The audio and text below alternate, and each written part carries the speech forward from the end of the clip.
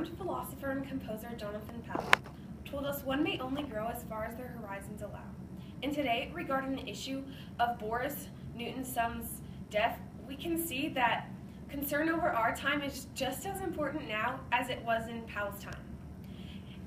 And that is why when faced with the question, what does Boris Nemtsov's death mean for future Russian politicians, we can see that the answer is clearly that it is not going to affect the government for the following three reasons. First, the government is going to be fine. Second, they may be a little chaotic at first, but overall they will be fine. And third, this may result in a stronger government. But first, let's look towards our ever-broadening horizon over how the government is going to be fine.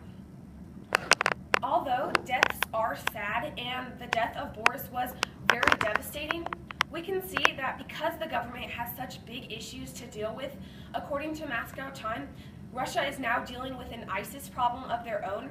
We can see that the government is, although it is sad, we can see that the government is not going to let the death of one politician affect how they control their government, because they have such big issues like the Ukraine crisis and their newly founded ISIS problem.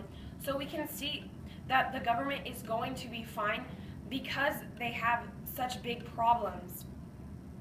Now that we have a better understanding of how Russian politicians are going to be fine, let's look towards our next point. Let's look towards our ever-broadening horizon over the issue of how they're going to be a little chaotic at first, but overall they will be fine. Like any death of a renowned politician, the rest of the politicians become very scared for their own lives and safety. So they're going to get more protection, and they're going to be suspicious of future people. But overall, we can see that the government will be in fact fine, even though they will increase their security and will be suspicious of others.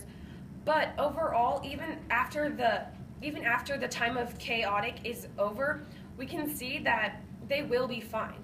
So now that we have a better understanding of how Russian politicians are going to be chaotic at first, but then overall be fine, let's look towards our final step in our ever-broadening horizon over how this may result in a stronger government.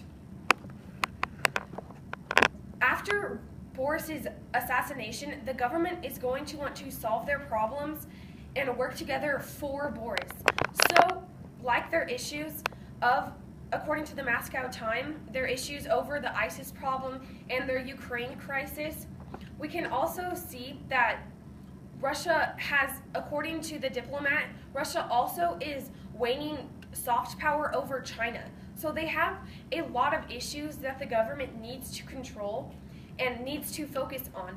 So because they have gone through such a hard time and have increased their security because we know they have gotten more chaotic, we can see that they are going to become stronger because they're going to want to work together and get their problems solved for Boris, for his death.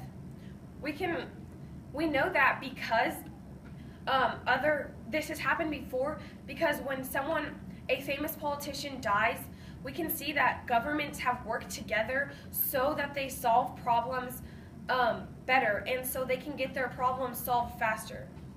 So now that we look towards our ever-broadening horizon over the issue of Boris Nemtsov's death, we can see that when faced with the question, how should Boris Nemtsov's assassination affect the future of Russian politicians, we can clearly see that the answer is it is not going to affect them.